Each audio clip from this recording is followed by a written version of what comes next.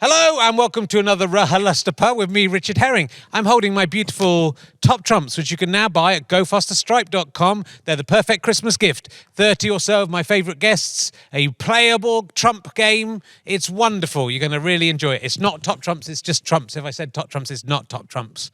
Don't get confused with that because it's very, very different.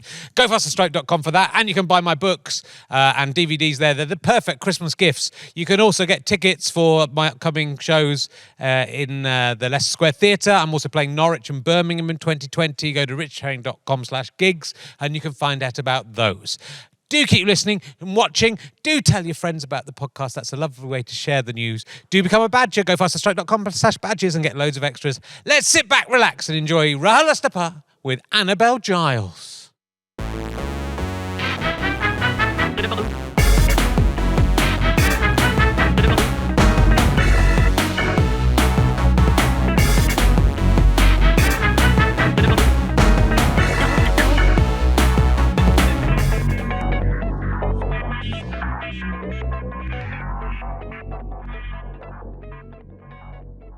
Ladies and gentlemen, welcome to the Brighton Theatre Royal. Please welcome a man who has allegedly been filmed satisfying himself. We'll find out more about that. It's Richard Herring.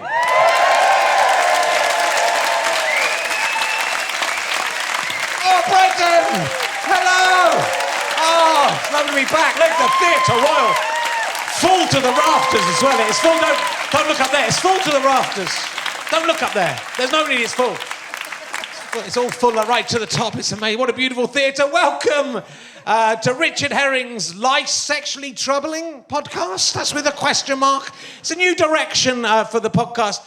You've got to find, there's so many podcasts now, you've got to find your niche, otherwise there's too many people interviewing people. So I'm going to get celebrities on, ask them if they've got pubic lice, and then work out if that's a bad or a good thing. That is going to be, are they sexually troubling? Question mark. And then we'll talk about that for an hour. I don't know if my guests have realised that's what's going to happen, but I was talking to the man dressed as Pikachu, wandering around Brighton beachfront on a hot September afternoon today.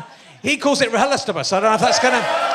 Don't know if that's going to catch on. Yeah, I got the thing I referred to in my fumbled intro was that I got an email this week, 3 days ago, and it said video, and then it had a password that I used to use, like one of my passwords written on it. It came into my junk mail, and it basically said that this guy had put some malware. He'd infected my computer with malware, and it said, I'll read you a bit of the email. It's in my junk folder. I'm not sure it's genuine. I collected all your private data and I recorded you through your webcam satisfying yourself. I've never satisfied myself. I have to say, I'm always... It's just not satisfactory, is it? I've tried, but I just afterwards, there's a brief moment, and then just this sort of empty feeling of just guilt, and what I've just watched is so bad. What if anyone would find out? I will confess, I was worried because one time I did find some bare ladies on the internet, and I did do, for one time, I have masturbated while looking at the internet, just once. So there's a possibility this guy's caught that on film. After that, I removed my malware from your computer to not leave any traces. He says, that's convenient, isn't it? Convenient, he's thought of everything. I can send a video to all your contacts, put it on social media, publish it on the whole web, including the dark web, where the sick people are. I was feeling like I was one of the sick people because I'd been satisfying myself with it.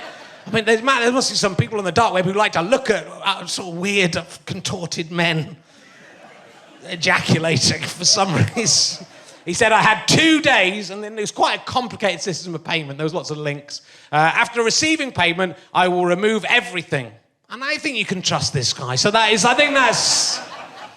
he seems trustworthy. So, I thought he did have a genuine password of mine. But it wasn't one I use anymore. And I thought it's probably just some junk mail. I've signed up somewhere for something. They've got my password. But there's a chance that, that could go out. But it was £1,000 I had to pay to stop it. And I thought, fuck it. I don't care. I weighed up and I thought, I don't care that much if me wanking goes on the internet. There's quite a lot of people I would like to have to see me masturbating. So if that went to all my social, there'd be quite a few things. Oh, good, they've seen that. You know, because if you do it just in front of them, then you get into Louis C.K., don't you? But you get into trouble. But if they've received that and opened it themselves, they can't get me, can they? Can't get me for it. It's the perfect crime. So that's the decision I made. I decided to let it go. It was 3 days ago. I don't think it's happened. Leastways, my mum hasn't rung me up and said, why is that picture of you grimacing? I'm more worried they will find out what I was masturbating to. That is, I don't mind people seeing me masturbating. So far, so good. We'll see. How did they know that password? Right, my guest tonight on this one show. We're only doing one show, and don't let anyone tell you different. She is probably best known for being the narrator on Madame Tussauds' Inside Story. That's why we're here tonight, to see... We'll get the inside story on the inside story. Ladies and gentlemen, will you please welcome Annabelle Giles?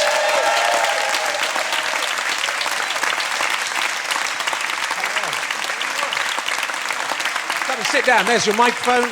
There's some water. We thought of everything. Got everything for you. Health and safety back there. Oh, that is quite bad back there. I hadn't noticed that nest of... I know. Look at that. Should all be taped. It should. Warned, well, you should have tripped over and you could have made some good money out of the Theatre Royal there. My nose and sued you. Yeah. Or me, yeah. Can I do it? I don't... Hang on. You can have a bit of... Do you want... Do you want me to... It's all right, I'll do it myself. Can you do... That's all right, sorry, yes. Good, how are you doing? Do you know, I'm okay. It's been... Oh, fuck. Oh. You scared yourself? Yes, I scared myself there. Shot my load too soon. Yes, I'm okay. Hasn't it been a lovely day today? Oh my God, this is why we live here. Do you see why we live here? It was very lovely. I did feel sorry for the Pikachu man on the I feel sorry for you not living here. It's tragic, isn't it? Yeah, it's all right. Because you're no longer in London, though, are you? Oh no, I live in Hertfordshire. Oh, Hertfordshire. And we had a fire. You like fires, didn't we? We had a fire in our village the other day. So did you? Yeah, so we like you love fires, you love burning piers down, don't you? That's your main thing. You love that. I think we all know who did that, but we can't say. So yeah, we had the field that I do my stone collecting on, where it burnt down, which is quite impressive. The stones were fine. A couple of them are charred. It proved the super. Don't worry, Annabelle. No, I know you're a psychotherapist now, and we will get into that later. Yes, I feel we should talk about your childhood a bit more already. We will do. We'll talk about your childhood a bit. So, what do you remember being the narrator on Madame Tussauds? Do you know, I saw that the other day. I've got the most awful. It's like, hello, welcome to Madame Tussauds. It's absolutely marvellous here. Some really funny waxworks. It's really awful. It's one of the first things I ever did. And I'm frightfully posh. I mean, this is me really rough, obviously. But, you know, I was frightfully like this, and I had a very tinny voice up here. And it was just so embarrassing. I can't believe... Have you really deep Googled? Of course I have. Yeah. Well, that's not that. Just gone the IMDb page. That's not that. Oh, I didn't even know I had one. Are you sure that's me? Because there's a lady in Australia called Annabelle Giles, who I often get voiceover requests for. Okay, well... I go, well, I would come, but I can't be in Sydney by tomorrow.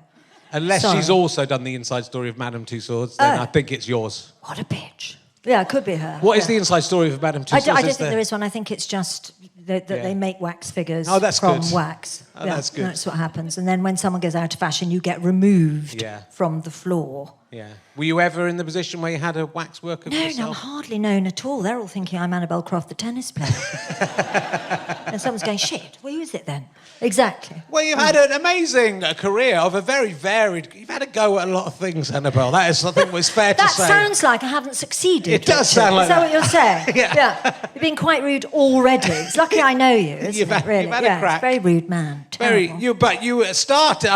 I'll go back to when you were at school. You were expelled from school at 16. For going to see Steve Harley and Cockney Rebel. Yeah. And smoking in the street. Oh, yeah, no, I've seen smoking in the Oval, outside the Wimpy Bar. John Player special, thanks. And, oh, God, we had this whole plan. We knew we were foiled because we got on the bus and the conductor said, the seat's upstairs. And we thought, oh, God, and I had to go and sit down. And I was in mufti, which is breaking all rules. Anyone know what mufti is? It's like your own clothes. So not school uniform. So, like, relatively normal clothes. We weren't allowed clogs, no backless shoes, encouraged bad behaviour. It was a boarding school, obviously. And so I went and sat down on the top thing, the three of us who'd escaped in mufti at the bus stop, get on the bus. I'm made to sit down next to my piano teacher. Oh. So I just sat like this, hoping she wouldn't know it was me. Yeah. And she sort of sat, staring sideways, got off. Then we were to meet one of our boyfriends. Oh, it wasn't me that had the boyfriends, Claire Seidlin. She's a bit better developed. And we met her boyfriend in the Wimpy bar, all had a Wimpy, and then stood outside smoking while he went to get his car. We were useless at smoking. We were about 15, go... really bad smoking. Got in the Mini. He'd bought his friend Nigel Knowlman, who nobody fancied, I'm afraid. I'm sorry, but we just couldn't. We tried, but we couldn't.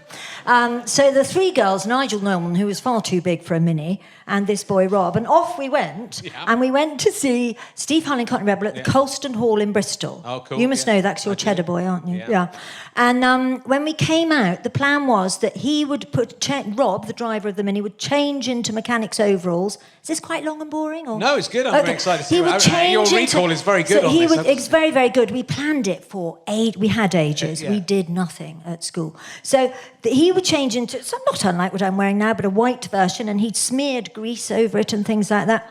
And he rang the school and said that Mrs. Seidlin, my friend Claire's mother, had asked him to ring ahead and say that the Mini had broken down, so he was going to drive us back. Right. So he changed it all in overalls to make a phone call? Yeah, no, because then he drove us back and said, all right, you've got the girls now then, like that. Yeah. And so we were dropped off, but they knew because Miss Barnett, the piano teacher, had phoned from Yeovil to say that she'd sat on a bus next to me.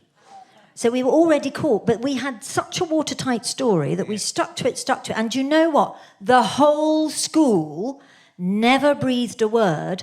And not until right now, if they're listening, and I'm sure they are, all those teachers from the 1970s, before everyone was born, are all listening now. And that's what we did. And no one at school told or anything. Oh, wow. And we had to be in bed by 6:30 every night for the rest of the term.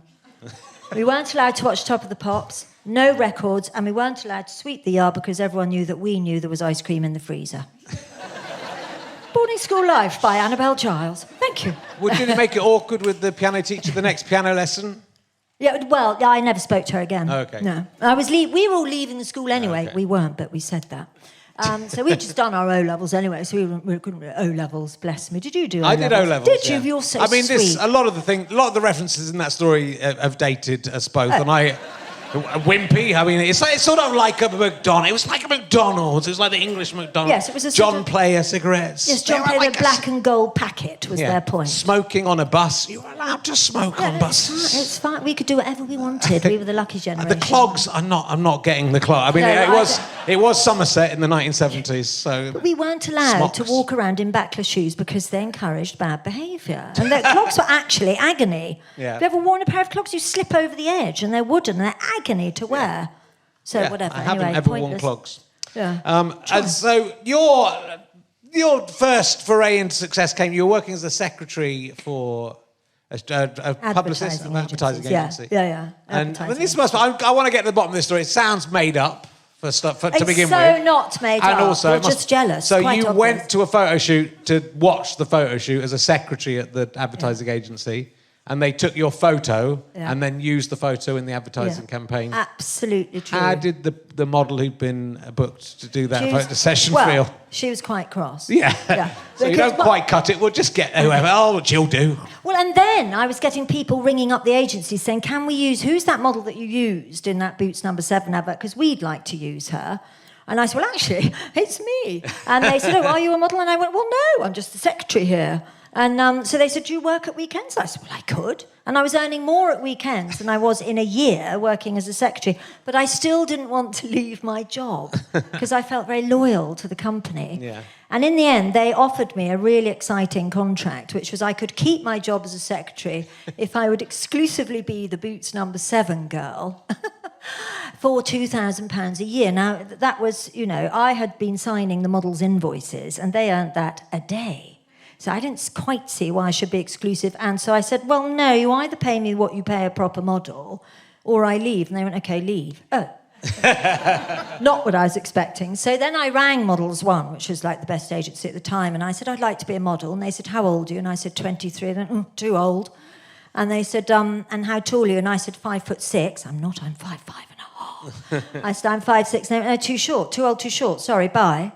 And then my boss phoned them back and said, can you just see her? Because we're trying to get rid of her and we just need her to go somewhere. We need to know she's going to be all right. Just see her. So I walked in and they went, oh, my God, you're the girl that we're all looking for. They said, we thought they'd retouch the eyes because their model, who'd done the original shoot, had brown eyes and I had blue eyes. She had it in her book. She had it in her portfolio going, yeah, no, I can do blue eyes as well. Yeah. And I got made into a model and I was so upset because I just wanted to be a secretary.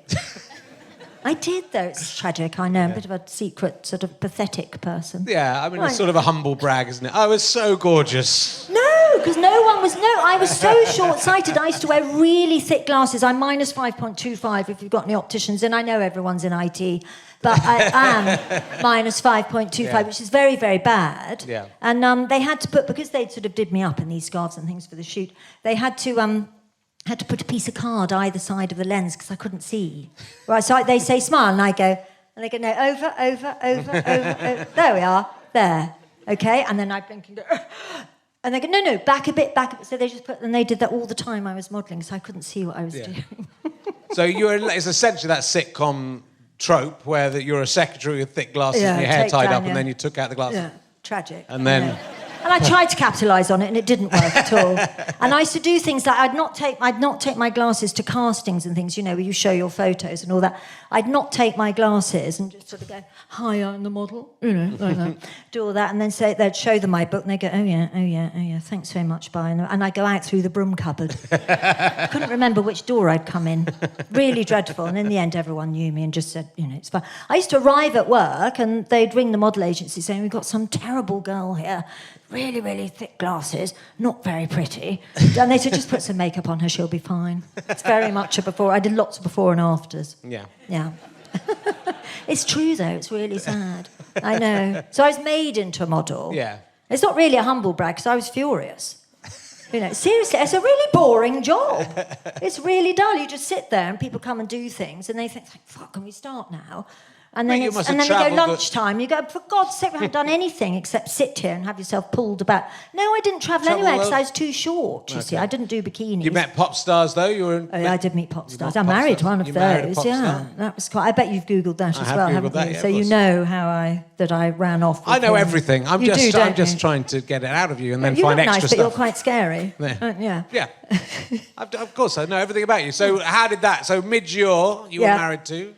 Well, Mitchell cast me in a pop promo he was making, and he cast me because he's not very tall. He's not called Mid short for midget, by the way. I feel I should say this. He's short for midget because he was in a band where there were two Jims, so they reversed his name to M.I.J. Oh. So that's why he's called Midge, nothing to do with height. However, he decided to cast me as part of his girlfriend because I was the shortest model in London, let's be honest. And so we turned up at the airport. You have to turn up with no makeup and clean hair and all that. And I did, because I was professional. And all the other girls, who also bought their passports to go to Skye, all the other girls had full makeup on. So he took one look at me and went, I'm not having her as my girlfriend in this thing. So he swapped me on the plane. By the time we got off the plane, they said, there's been a change of cast. Annabelle, you're going to be the keyboard player's girlfriend. And you, lovely, beautiful girl, you can be his... So I was furious. So I sort of sat there, sort of being interesting rather than beautiful. I thought that was a better plan. and he quite liked me. And then I was going to get married, and I popped in. They said, come to the edit and see the thing, because by the time you come back from your honeymoon, it'll all be over. So I popped into the edit, and they had the whole thing saying, I'm getting married in the morning, with a huge Jeroboam, is it? A big thing of champagne, one of those big jumbo... Why would you want that? But anyway... And I burst into tears and went, I don't really want to get married, I'm a bit scared. So he said, run off with me, and I did. Wow. I know. And everyone goes, oh, how brave. It wasn't brave, it was ridiculous, and I was haunted by it for years afterwards. Did you tell the guy that you were going to marry about it, or did he just turn up at the church and go, oh, it's weird? Yeah, I can't really, I didn't know where I was. I got really drunk, and I ended up in Bristol Holiday Inn. I thought I was in Ireland. And I phoned my parents, they went, "Where are you? We've tried every hospital and thing." And I said, "Well, I'm not coming." Wow. I know. Don't do that. It's horrid. Don't do it. Vicar had a heart attack. I can't tell you. Bridesmaids distraught. Yeah. Then my parents froze the vol au vents and served them to me for many years later. I'm quite nice, really. I just was very drunk. I think that was the thing, yeah. Well, it's better to find out before the wedding. Yeah. Preferably a bit longer before the wedding. And it was about 6 months ago I found out that I'd made the right decision. I can't really say how, because obviously people are still alive and well, but I had made the right decision without knowing it. I'd actually saved Were you everybody. going to marry Fred West? What? Yeah. Well done. Got out of that. Maybe. Phew. Must have known. So were you were with Midge around the time of Live Aid? Were you at Live Aid? No, I was. I remember him ringing from the train. He had a huge phone, obviously big as the train, and said, he'd just done the Tube. Do you remember the Tube with Paulie Yates? Anyone under 45 is going to find this the most boring There's podcast. no one under 45 listening to this. In the world, is there? No. Yes, that guy, he's about 100, this guy. Oh, yes, that's all right. Hi, nice, how'd you do? It's nice to see some older people. Lovely, we are still alive, by the way. Yeah. And no, he rang from Newcastle and said, "Oh, there's a terrible thing on the news. Have you seen it?" And it was Michael Burke's report. And he came back and said, "We're going to do something, me and Bob are going to do something." And then he started writing this song. And then we had a little recording studio in the bottom of the garden. And we kept getting these messages on our answer machine saying, "Oh, hi, it's Paul Weller here. Yeah, I can't come on Friday. I'm going to be there. You know, oh, hi, is this Bono?" And I was going, are people pretending to be people and ringing up? And he went, no, it's true. They're all coming to the studio. So the day some of them came to do a little bit of pre-recording, I was ironing very much against the window going, "Oh, my God, look at that, all these people in the garden." And then I was at the actual Band Aid recording, which was amazing, because the only people who were there who shouldn't have been there were me and Paula. Right. And that was quite a thing, because I knew this was something huge. And I typed up the words for the song. And I have to say, it was going to say, "There won't be snow in Ethiopia this Christmas time." And then people worked out that didn't quite scan. Right. So I've got the actual... Now people are going to burgle my house, aren't they? Yeah. But I've got the actual thing with Ethiopia crossed out and Africa written in. I mean, there will be snow in Africa because Mount Kilimanjaro has snow on it all the year round. So it was still an incorrect... Yeah, God. They're pop stars, darling. They don't have to know that sort of thing. I mean, on the B-side, if you've got it at home, listen on the B-side, because there's all sorts of messages from assorted pop stars. And we had to record them, before they went home. "Can you just do a message for the children?" I'm not saying who, I'll tell you later. I'm not saying who, but some people said, "I hope everyone in Ethiopia gets all the presents they want for Christmas." We didn't put that bit on. No. I'll tell you later who that was. Okay, tell me later. Then I'll just put it at the end of the podcast. I'm not going to tell you. I'm going to guess it was Simon Le Bon. No. Okay. So we can't libel people on it. Well, I can guess. That's not libeling. I'm not saying it was. It's a guess, and it's not true. Okay. Yeah. There you go. So that's not libel. That's the opposite of libel, unless it's untrue, in which case Simon Le Bon can say, "I did say that, and I'm suing you for £1 million because I am that stupid." But he isn't that stupid. We've ascertained that. It was one of the others. Simon Le Bon is very nice, and everyone's jealous of him because he's married to Yasmin Le Bon, who is gorgeous. Yeah. So I know what your beef with him is. Good. I love Duran Duran. Couldn't get the high notes, could he? But he was good. He was good. I tell you what he does do. In that song, actually, he does go, "And when you're having fun..." And anyone who does anything at all will tell you you're supposed to sing on the vowel, not the n. Having fun. Like that. He goes, "Fun." But it's very sweet. Yeah. No one's really done a real takedown of the Live Aid single, have they? I think it's time to have a go at those pricks. I'm not doing myself any favours, am I? I'm not really a very nice person. And were you at the big concert, Live Aid concert? Yeah. I was there. I remember I was wearing a terrible thing. I looked like a deck chair. It was awful. You remember things by what you're wearing. I was, oh, God, it was like a big blue and white striped thing with shorts. It was like a short suit. Oh, God, I'm so embarrassed. But we went by helicopter. That was very exciting. Yeah. And then Princess Diana came and sort of looked under her fringe at everybody and shook hands and all that. And I remember someone making a comment about pants and her saying something like, "What makes you think I'm wearing any?" And me going, you slag! And I didn't say that, I didn't say it out loud. And us all going, blimey, she's a bit fruity. All the men, hopeless, like, oh. She had a real something about her, Princess Diana. They all adored her. I saw Princess Diana at Wimbledon. I've told this story a billion times, Oh, I was going out with Sally Phillips. You know I Sally do at the time, remember and her Sally dad Phillips, was he was an ex-tennis champion. He was the deputy head of Wimbledon, whatever it was. So we got quite good seats. Not that good, but we were quite close to the royal box, or to give her official title, the Princess of Wales. And that joke used to go down a lot better before 97. I tell you, that used to kill.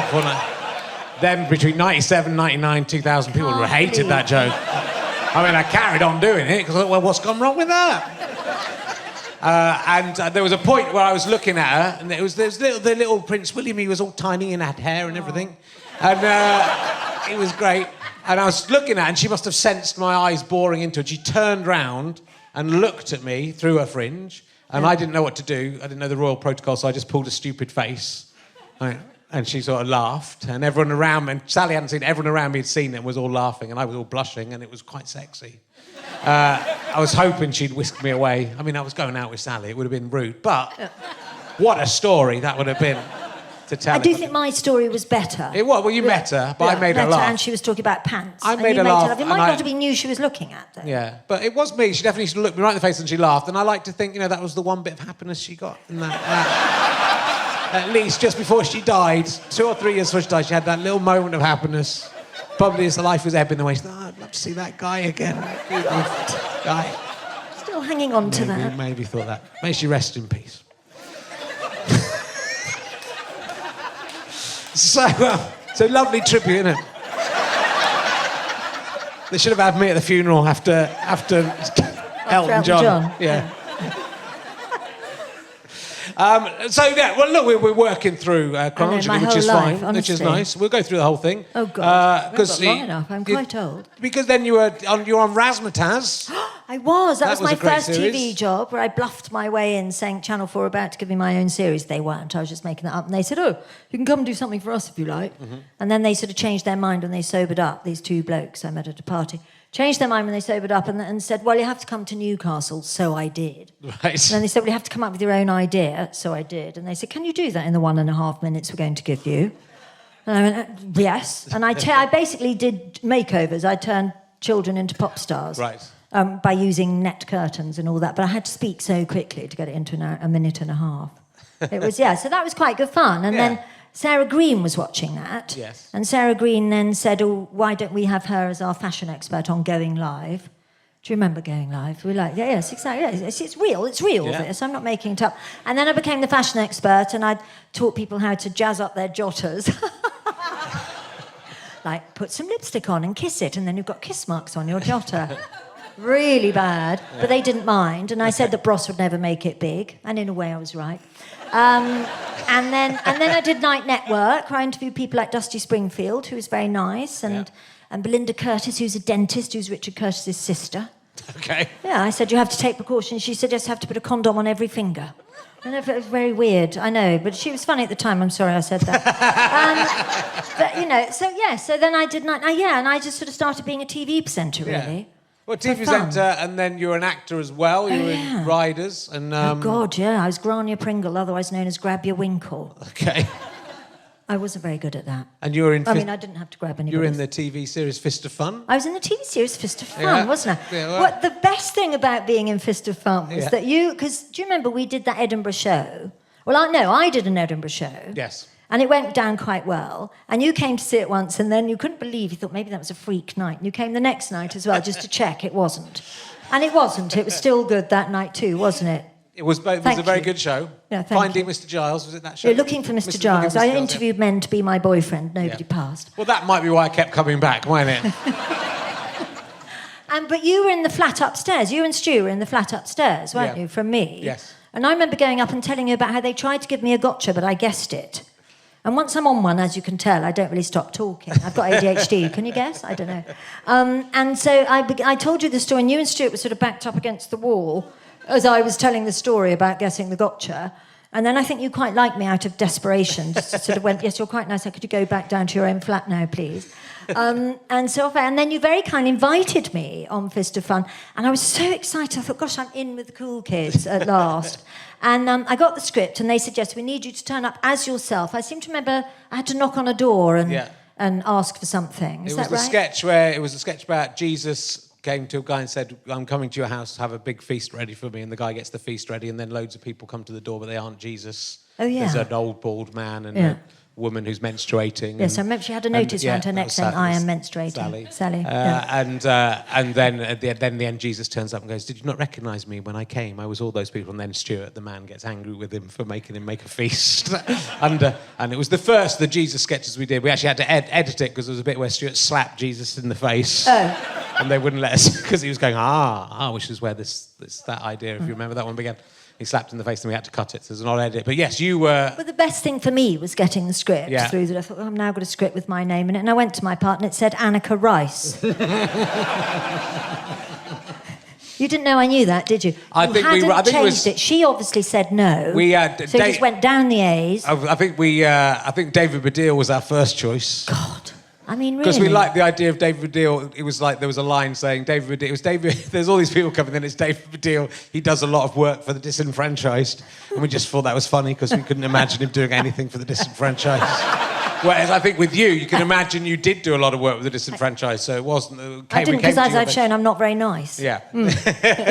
So that was did our radio show. And I was on Richard, Not Judy. Yeah. Did that with you. Yeah. Yes, it was nice. I was kind of your pet, wasn't I? And then I don't know what happened. Well, then you didn't do TV things like that. That's anymore, what happened. I was no longer on TV, so you I couldn't have you on. Failed in that career, and so moved on to. No, you didn't. You went on to do sort of proper stand-up and things like that. Didn't you? Yeah, but I couldn't have you in that, could I, Annabelle? No, not really. Weird. Not really. No, I know. So I had to go and make my own career for myself. You did all right.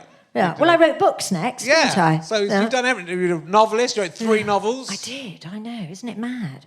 Well, do you know what? Well, I had Ted, my son, who's here somewhere, so I can't be too rude, although it's never stopped me before. I had Ted, and I had to stay at home because Ted was quite a handful, shall we say. Nightmare. And so I thought, well, I couldn't be off on location everywhere, being glamorous, you know. And so I thought, right, well, I need a job that I can do at home. And I thought, I know, I'll write a book. So I had a shed in the bottom of my garden.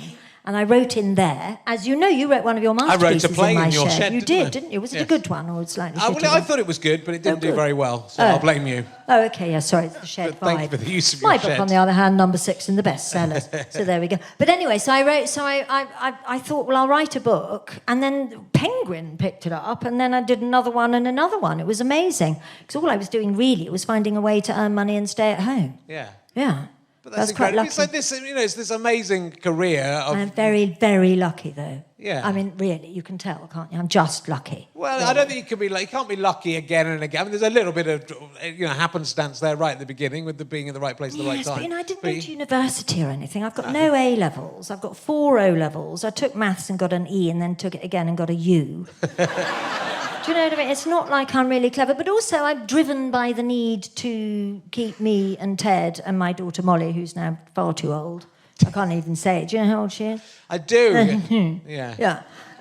So I was sort of driven by the need to feed them, really, because I couldn't rely on anybody else to do that. So I really had to sort of keep at it. And I wanted to sort of be at home and be able to be, quite mean to them. Yes. At times, because I don't think you should respect children too much. I don't know why we do this child worshipping thing. It's really bad. It's not worked out well. We've got children that can't do anything now. Oh, my mum will do it for me. Mine, do it yourself or don't do it at all. Yeah. And so you moved to Brighton? I moved to Brighton because Brighton is a place that has very good social care. And Ted needed a bit of extra help here and there because he was born with things he won't mind me saying, because basically he's a poster boy for it, a thing called XYY syndrome, which means he's got an extra Y chromosome. And so he needed a bit of extra help, a bit of sort of autism, a bit of ADHD, a bit of Asperger's, a bit of all sorts of things. And London is not good for children. I don't really think London's very good, full stop, myself. And I'd sort of slightly lived that life. I brought up my daughter and I was doing the same school run, only the traffic was a bit worse and the teachers were a bit more jaded. And I just thought, So we moved down here, and down here in Brighton, there is the most amazing organisation called Amaze, which looks after parents of children with special needs who need looking after more than the children, I have to say. And I was really helped. I needed help, and Brighton's very, very good with its disenfranchised. We look after our own, and I'm really, really proud to live here. I love Brighton. I'm so thankful to Brighton because it's held us.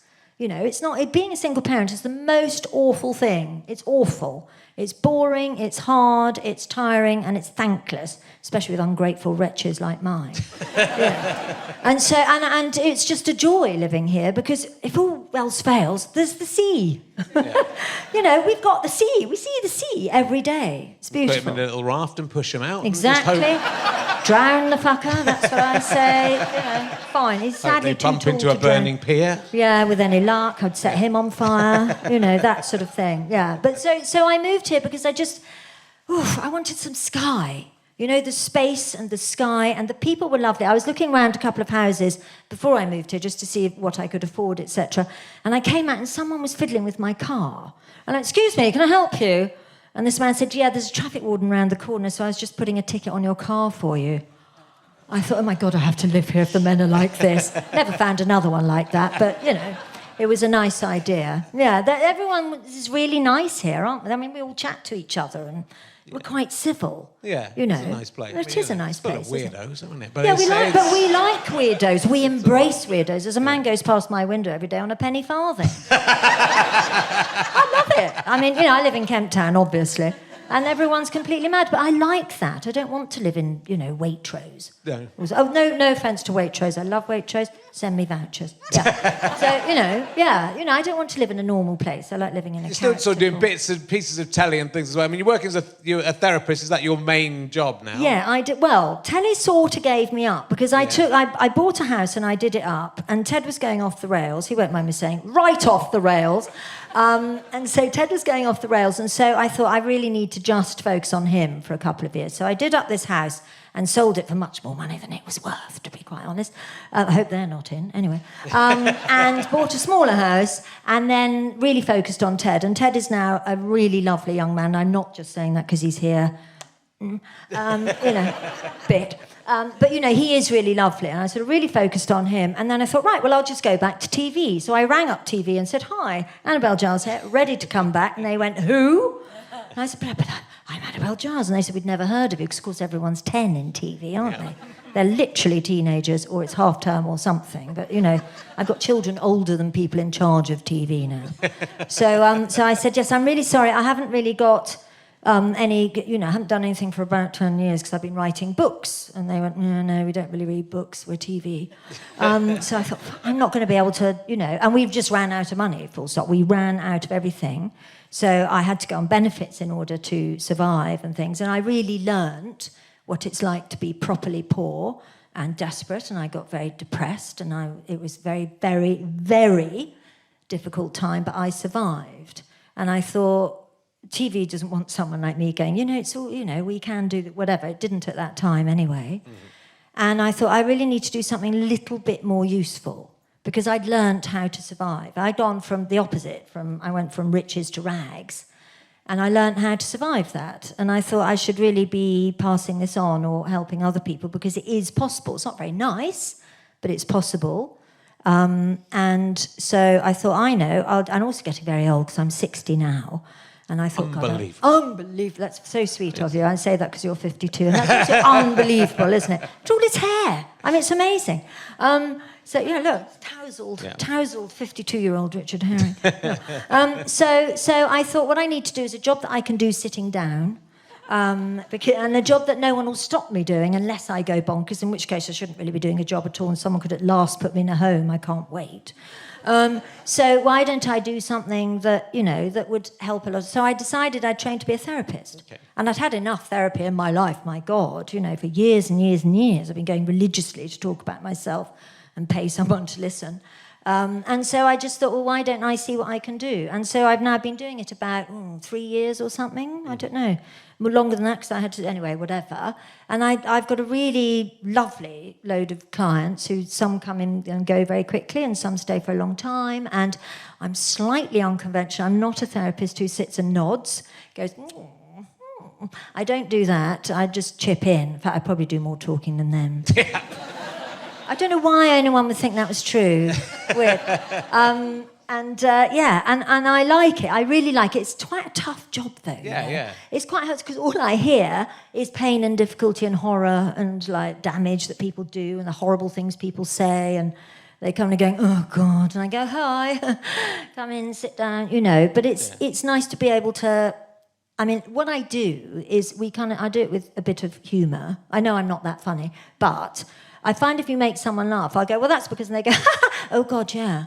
It's quite a good tool to do. And I'm slightly sort of unconventional, and we draw pictures and we sort of mess about, but it seems to work, and people seem to quite like it. And if people are depressed, you can go, well, I had to eat a kangaroo's anus in the jungle. Exactly. So your life's not that bad, is it? I'll tell you what I've eaten. Exactly. Yeah. I think your husband's bad. Do you know what I mean? I mean, sometimes I think, oh, for God's sake, just leave him. But mostly, I just think, I know what it's like to be stuck. I got really stuck, I was stuck at home on my own with a special needs child, no money, no nothing. And I thought, I'm sure I was supposed to be glamorous and exciting, and I was a model and all that. And it just, I didn't really have anything. And I felt really stuck, and I thought there's got to be a way out. And there is a way out, and knowledge is power. That's the way you do it. You find out stuff. And then you try it, and then you get a bit braver, and you take a tiny step, and then another tiny step, and then before you know it, you've done 3 steps, and so on and so on. And you know what? Most of the time, my clients, all they want is to be loved. Most people, that's all we want, isn't it? Just want a bit of love. And if for an hour they get me going, but I think you're brilliant. That's not all I do, but do you know what I mean? But if that's all people want and it helps them have the strength to go and do something else, then good. We should all be doing that, really. So if there was a guy who came to you and he decided to try and clear all the stones off a massive field near his house and realised that was quite a big thing to try and do, and he was trying to do it secretly so no one knew, what advice would you give that guy? I'd refer him on immediately. I'd say, I think you need to go and see a psychoanalyst because they just let you talk. Okay. They don't That's interfere. good. Well, I just do the talking anyway. I just talk into the podcast. So I'm psychoanalyzing myself, so that's fine. So you did the jungle. You were in the jungle, I did the in and out of the jungle. I know. God, I was shit on the jungle. I really was one of the worst people they've ever had, I think. I mean, I wasn't even sort of really screaming properly. You know what? I was in a really bad place. It was during those years. Right. And suddenly I think, oh, God, I just want a gift from heaven to get me out of this. And suddenly I get offered quite a lot of money to go into the jungle. I will do anything, So off I go, but I was already, I wasn't, when you're not mentally having a good day, I had had a bad year, and then I think, I'll go and eat a kangaroo's anus for money. And I can't recommend that as therapy. But, it's much harder than it looks, the jungle, by the way. It really is. There are men dressed as trees to stop you escaping. There's all sorts of funny things. All the water you have to boil, you only get 1 knife, there's no salt and pepper. I now still drink hot water instead of tea because I got so used to it. It's very comforting drinking hot water.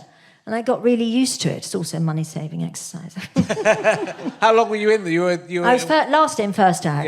Rubbish. So. Completely rubbish. And also, the jungle is a popularity contest, isn't it? You vote to keep people in.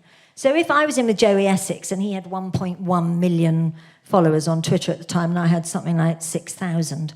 So I was first out because nobody voted to keep me in. Yeah. I think you get rid of people that you kind of keep the people you don't like in as well. So if you're in the middle, I think, you want to go, I want that person to stay in so they can eat more kangaroo anus. Yeah, I mean, Joey Essex was given everything to do. Yeah. He's lovely, by the way. I know you all want to know. He is really lovely. And he's not stupid at all. Look at the thousands of millions of billion pounds he's made out of being, just a bloke, basically. He's uneducated, and people think that's a terrible thing to be. But actually, he's done much better than most people I know. Yeah. Who've had all sorts of education. So he's a lovely boy. I like him. And I saw a clip. I didn't see this show, but you're on another reality show based on Shirley Valentine. Oh, yes, Shirley Valentine. Did anyone see Shirley Valentine?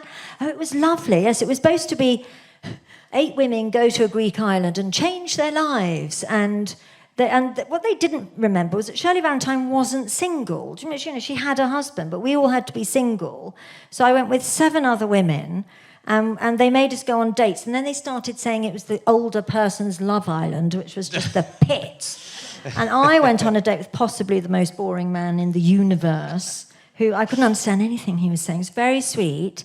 I had to do speed dating, which I did a terrible thing where a young man, much younger than the rest of them, sat down. And I said, "Oh, hello, you look very young. Do you still live with your mother?" And he went, "No, my mother's dead." I went, "Oh, I'm so sorry." And then his phone went. So I thought, hang on, you're on a speed date with me and you're taking a phone call. So he's going, I said, "Is that your mum?" He went, "No, she's dead." So sorry. And then I said, "That's a nice shirt. Did your mum pick it out for you?" I mean, I don't know what was the matter with me. I couldn't leave it alone. He just kept saying, "No, she's dead." Before she died. I know, exactly. Did she pick it out for you on her deathbed? Say, "Wear this if you're on a date with the TV." It was really terrible. Yeah. I just kept asking him about his dead mother. And they only show, there's a little clip on my Twitter profile thing that shows it, but they only showed half of it. I just went on and on and on. It was awful. But I didn't really like speed dating. I don't like that sort of thing. Yeah. No. I just don't really, I get a little bit sort of cross about it. Like it's sort of weird. It's very strange. I prefer God's dating agency or whoever's in charge. I prefer just fate. waiting for old age pensioners. Yeah. And, I thought I worked as a funeral director, a lady funeral director, get all the nice widowers. Yeah. Mainly the men die first, though, so you'd have to go for the widows. Yeah, no. It's a bad plan, isn't it? Wow. Yeah. So I have done quite a lot, but I am quite old. And if you're quite old, you've done quite a lot, haven't you? Well, but most people, a lot of people will have a little flash in the pan and then that's it.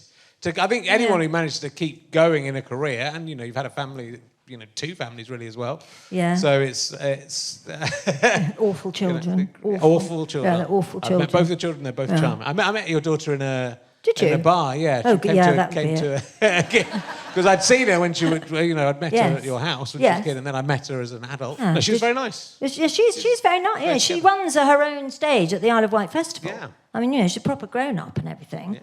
And Ted's just being a games designer, computer games designer, so that's really good. It's crazy that kids grow up and become adults. And it's then awful, really. I prefer them. Well, actually, I don't know, because if they're babies, you've got to look after them. That's quite boring. Yeah, it's awful. That's an awful. And then bit I don't like it when they start being a bit cheeky and they suddenly realise you don't know everything after all. I don't like that bit. Yeah, I think that's wrong.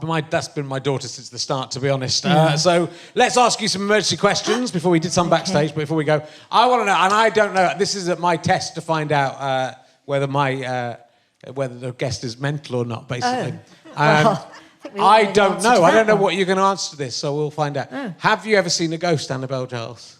Have I ever seen a ghost? Have I ever seen a ghost?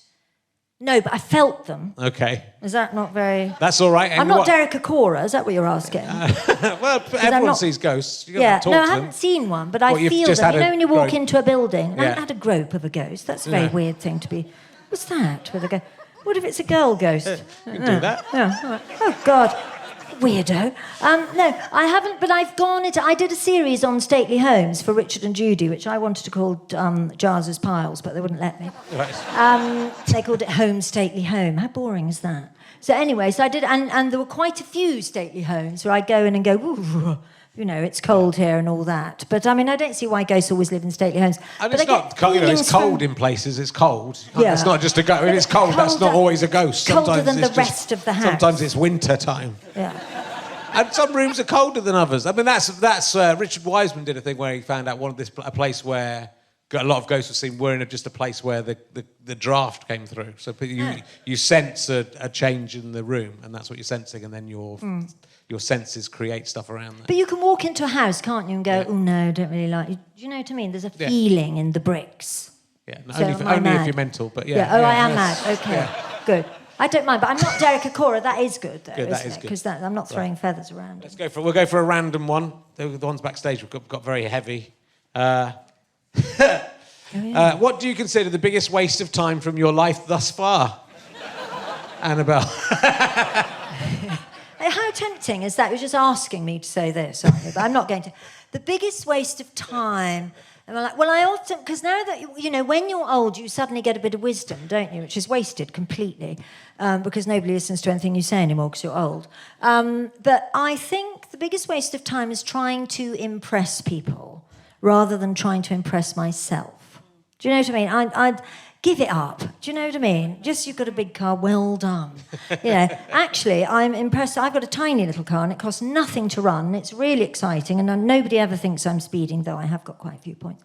But, do you know what I mean? Rather, I don't need a big BMW. I want a little tiny car, a little buzzy one that's cheaper and I can spend money on shoes instead. Okay. Do you know what I mean? It's like trying, I found I sort of went through life going, yeah, I'm going to be really impressive, going to be really impressive. Then I went, actually, there's nothing impressive about me at all. And then I thought, I'm just going to be normal. Stop wasting time trying to impress people. Yeah, that's good. Is that a good answer or not really? Yeah, it's a very good answer. Am I still mental? Yeah. Okay. Well, no, we only have mental people on this show. Oh, right, okay, so good. It's fine. Good. And that's a good thing. Because everyone who works in show business is insane. It's pointless, Apart from isn't it? me, I'm normal. No. I'm just thinking, I wonder if any of my clients are going to hear this. Yeah. God. Yeah, we can take that out. You've stood up for the mental. No, It's you fine. can take out everything. I don't have it on at all. I don't have it on at all. Yeah, no, I am. Yeah, no. Do you know what? They don't know that I used to have this because I see a lot of much younger people, really, and they don't know that I used to have this funny job. And they go, do you know what? I was doing the ironing the other day, and I thought, why's my voice of my therapist? And I'm on the telly. Yeah. She goes, you were on the telly, talk about the 1970s or something. 80s, sorry, not that old. And they go, I didn't know, I had no idea, but it doesn't change. It's really weird. They don't mind. And all the other therapists think I get lots of clients because I'm famous, but actually, people don't want to come and talk to me if they know me already. That's not very good, is it? You definitely should be back on the TV. I'd not like to be eating doing kangaroos. funny things. You Yeah. know, it's quite good fun being on TV, isn't it? While it's still with us. Well, but you mentioned the gotcha. You're the only person in that. Well, the fact that Noel Edmonds selected you for a gotcha sort of shows. I mean, a lot of the people who did those are in prison now, but you're not. You're not. Not You're yet. not. You're not. No, yet. So, I was thinking the other day on a walk. I wonder if Noel Edmonds popped up in DLT's prison cell and went, "Gotcha, yo, Edmonds." It'd be quite a good one, wouldn't it? If that was he's playing the long game. Would DLT be happy or angry? It's go, oh yeah, I'm not. Oh shit, I've been in prison. I don't think he's in prison anymore. I didn't think he was. Is the hairy cornflake in prison? He's been in prison, yeah. I was also thinking because I've forgotten her name, but the Philippines leader who was in Imelda Marcos? No, the one she was in prison for a long time. She was in prison for a long time. She got through it by listening to DLT. Did she return is what? Aung San Suu Kyi. That's it, yeah. Aung San Suu Kyi. Yeah. That's a bit racist. We're just shouting out things like that. I think that was her name, you're right. So, but has she returned the favour? Is she doing little... I think she's back in prison now, isn't she? I don't know. Anyway, she might be dead. We'll probably cut this out, Yeah, James. cut that bit out. We might be on dodgy ground here. I don't want to be slighted with that sort of thing. But yeah, well, A, you were done for a gotcha, but B, you saw through the gotcha straight away. I watched it the other day. Oh, did you? Yeah. And so you noticed the camera in the car. Well, yeah. It was quite a poor gotcha if you hadn't noticed the camera, I think. Well, no, the camera was in a little, magic markers. Yeah. Well, at the middle of the magic marker, I just saw this little sort of funny blue, purpley light thing. It wasn't a light, though. It was a camera lens, a tiny lens. But it was the way the guy got out the car and said, oh, I'm just going to go and have a word over there. And I thought, what about? We're on the way to somewhere. And he took his jacket off. So I'm going to put my jacket in the boot. And I thought, well, OK, why are you telling me? He doesn't really, And then he lifted up the boot and then there was a little bit of sort of fiddling about in there.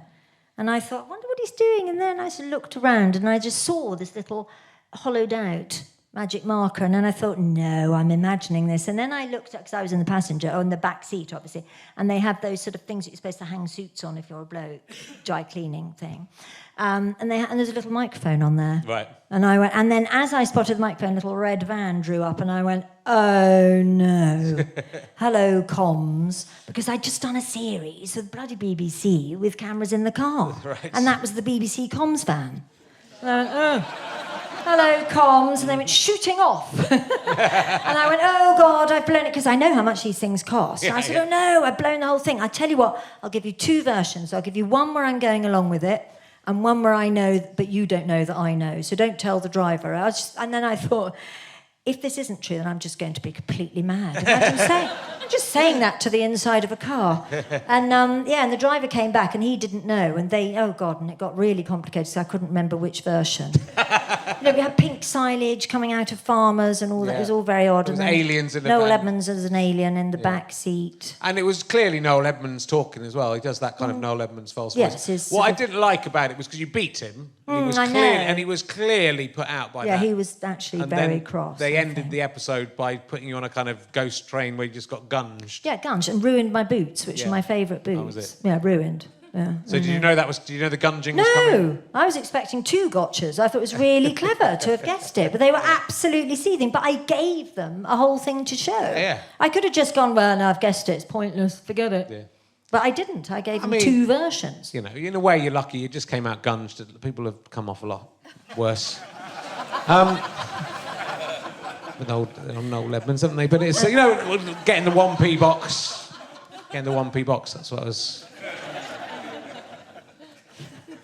talking about. We're nearly done, Annabelle, but I'm going to ask you another emergency question. Go on, then. It's been really good. Thank you very much for doing Have I talked too much, though? No. Sorry. It's not possible to talk too much. And I've had Brian Blessed on this podcast. Oh, well. It's been fine. I've managed to say some stuff. It's been nice. This is an emergency question I've been asking quite a lot recently, which actually, if you're listening at home, was in the summer. Which is, if you could take one item from an art gallery or museum and take it home and keep it, any art gallery or museum in the world, any painting or any artefact or anything in a museum, and you're allowed to keep it, because I think you should be allowed to. On every visit, I think you should be allowed to just pick one thing. Left. I know, it's a flawed system, but it'd be nice to have the stuff, wouldn't it? Yeah. Is there anything you'd like to take home with you from a museum or art gallery? Oh, God. Now, this is... If you thought you could like me, this is going to really stop all that from happening. You're going to really hate me now. I would take those bricks. Do you remember those bricks that someone threw paint over because they were an art installation? They were 144 bricks or something. I'd take those and donate them to somewhere that's building houses for... I would, for homeless people or something like that. I think that's much better use of a brick. I've got no time for that sort of idiotic... You could sell the artwork and give the money to the poor children. No, I'd rather the bricks. No, because then it still exists as a sort of frippery and a pointless piece of wankery. Do you know what I mean? I'd much rather just donate it to some housing association or something. Someone took that gold toilet, didn't they? In the week we were recording this, there was a gold toilet at Blenheim Palace, was it? I think it was Blenheim. And I think it was an art installation. I don't think Winston Churchill said, I've got to have a solid gold toilet. And then they've stolen, someone's come in, and I think whatever he is, the Duke of that place said, it would it'd be quite difficult to steal this, and then they have something, it's worth like £4.3 million or something, because it's solid gold, so someone's got away. You kind of think, fair enough. See, I don't think we've got the money for all that nonsense at the moment. I think we're all trying to survive. Yeah. And I think to spend that much money on a loo seat is a terrible... It's the whole loo. The whole loo. Well, that's solid just disgusting. Gold. Sorry. Yeah. I think it's a work of art. It's saying, imagine if a toilet was made of gold. That's probably it, isn't it? That's probably the point of that. Imagine what that'd be like. I mean, it'd be a waste of gold, wouldn't it, really? It'd be poo on it. Well, it works. It's a working toilet. No. Now you've said that, I would quite like to poo. To do a poo in a gold loo? Yeah. Did it flush, though? Yeah, I think so. Well, I hope so. Otherwise, there's your poo in there as well. That would take the value down, I would have thought. It would be listed at Sotheby's. I mean, my poo might list, though. It might take it up. Gold loo with Richard Herring's poo. Yeah. Item 147B. Yeah. No. I don't know. At the minute, I think we're all in crisis and emergency, and we need to stop fucking about and actually look after each other before things get any worse. Yeah. So I think solid gold loos that are worth millions of pounds are just waste of money. Okay. I know that makes me sound really grim, but I can't. I can't bear to think of people being very rich or very poor, and nobody being able to exist in between and help the others. Well, people listening at home have been in the middle of Brexit, no-deal Brexit at the moment. It's December at home. The people at home are in December. Imagine what a terrible life. Most of you are dead now. They're listening to the laughter of the dead, and they're laughing. These people are laughing at their own deaths. I mean, that's art there. That is art. I've just created art there, haven't I?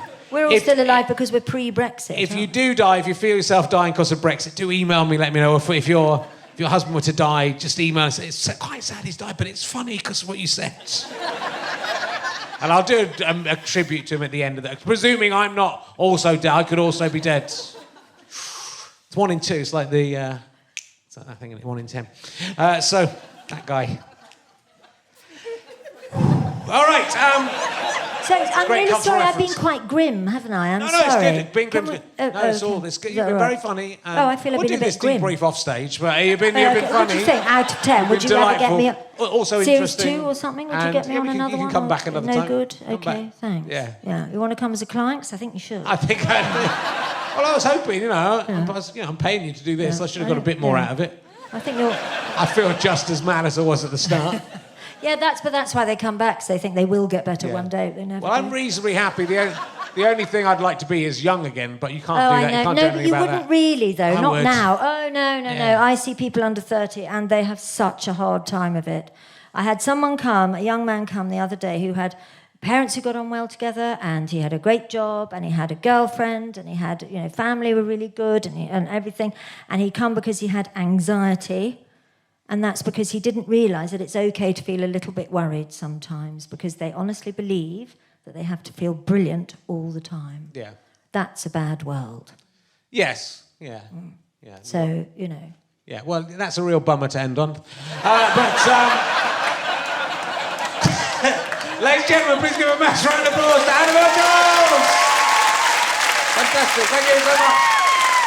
Come back next week. There'll be another one next week. Thank you.